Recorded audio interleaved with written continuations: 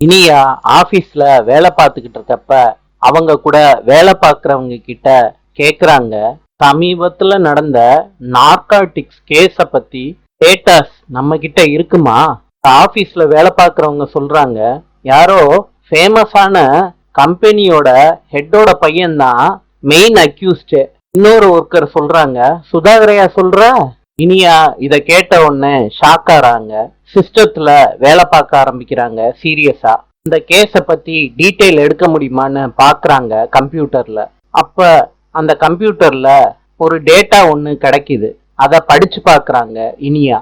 அத படிச்ச உடனே ஷாக் ஆறாங்க. ஆபீஸ விட்டு வெளியே வர்றாங்க. அப்ப இனியாவுக்கு பர்த்டே பார்ட்டிக்கு உண்டான ஏற்பாடெல்லாம் வீட்டுல நடந்துகிட்டு இருக்கு. வீட்டுல ஆகாஷ பாக்குறாங்க. ஆகாஷம் இனியாவை பார்த்துட்டு எதுவும் பேசாம நடந்து போறாரு. பாக்யலட்சுமி ஃபேமிலியும் சுதாகர் வீட்டுக்கு வந்திருக்காங்க இனியாவோட பர்த்டே பார்ட்டிய கொண்டாடுறதுக்காண்டி. இனியா கேக்க வெட்டின உடனே வெளிய கோபிய கூட்டிட்டு வர்றாங்க. என்ன ஆச்சுன்னு கோபி கேக்குறாரு இனியாவை பார்த்து.